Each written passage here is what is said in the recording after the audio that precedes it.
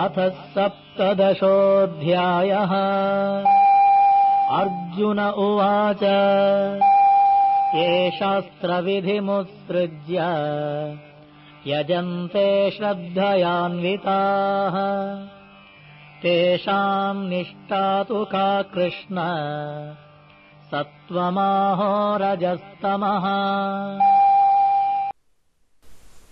Arjuna inquired, O Krishna, what is the situation of those who do not follow the principles of scriptures, that is, writings of sacred books, but worship according to their own imagination? Are they in goodness, in passion, or in ignorance?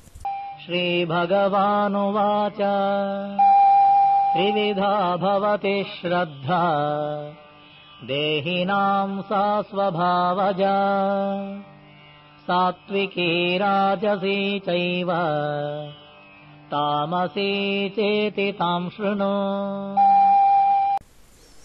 The Supreme Personality of Godhead said, according to the modes of nature acquired by the embodied soul, one's faith can be of three kinds: in goodness, in passion, or in ignorance.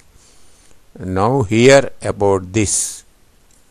सत्त्वानुरूपा सर्वस्य श्रद्धा भवति भारत श्रद्धामयोऽयं पुरुषः यो यच्छ्रद्धः स एव सः।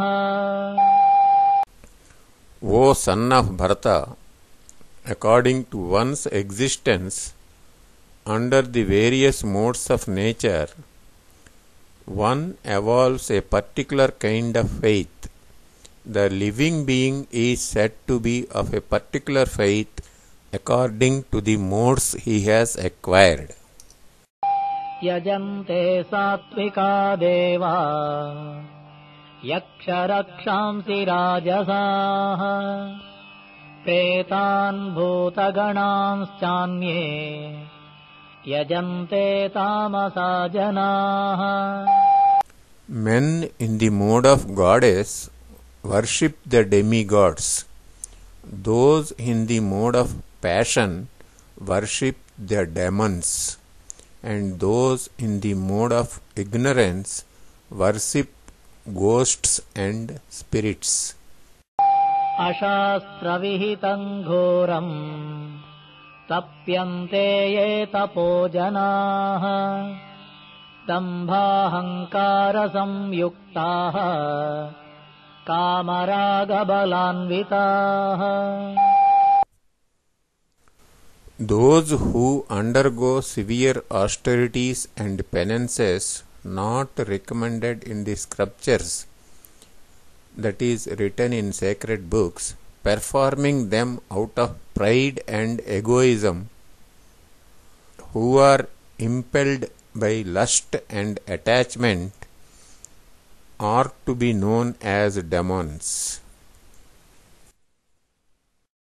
कर्षयन्तः शरीरस्थम् भूतग्राममचेतसः माञ्चैवान्तः शरीरस्थम् तान् विद्यासुरनिश्चया। Who are foolish and who torture the material elements of the body as well as the spiritual dwelling within them, are to be known as demons. आहारस्त्वपि सर्वस्य त्रिविधो भवति प्रियः यज्ञस्तपस्तथा दानम् तेषाम् भेदमिमम् शृणु।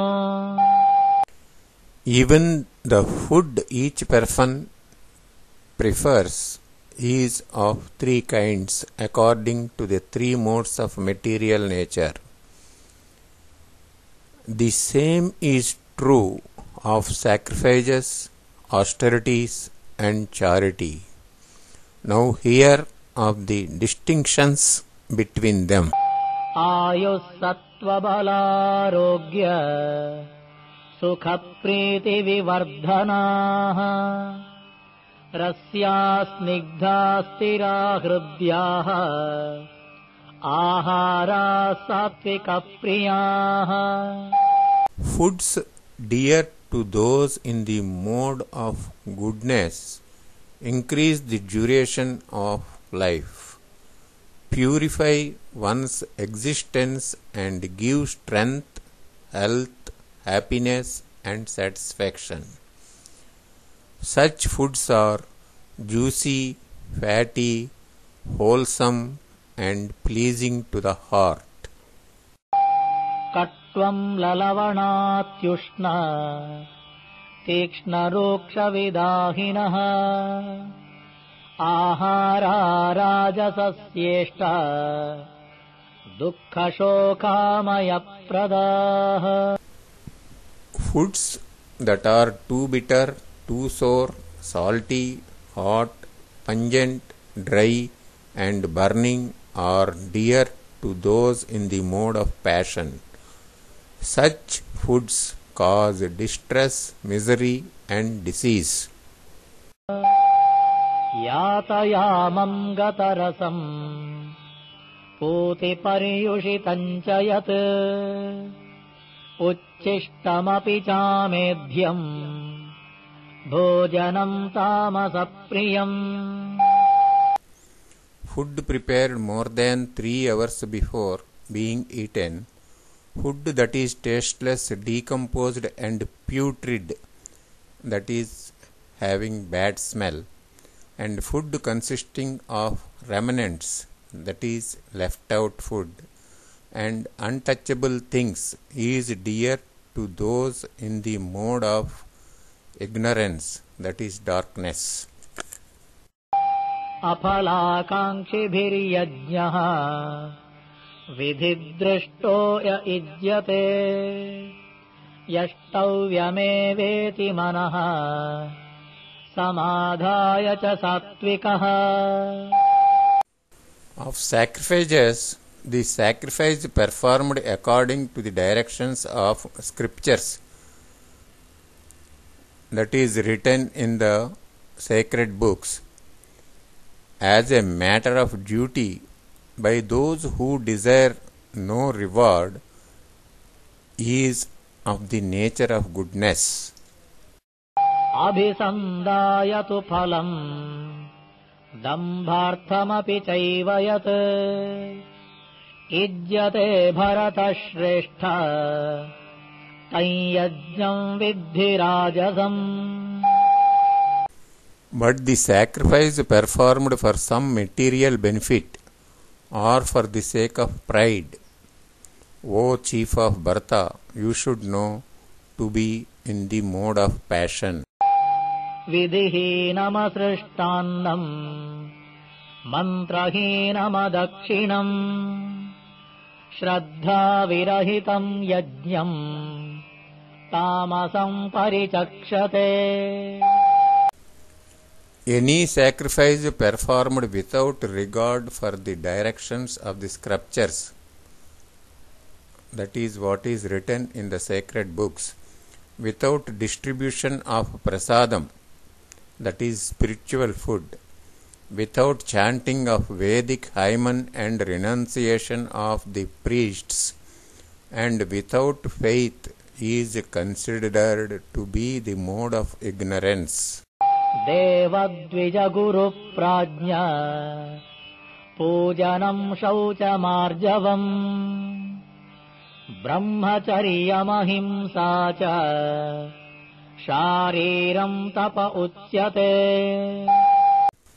Austerity of the body consists in worship of the Supreme Lord.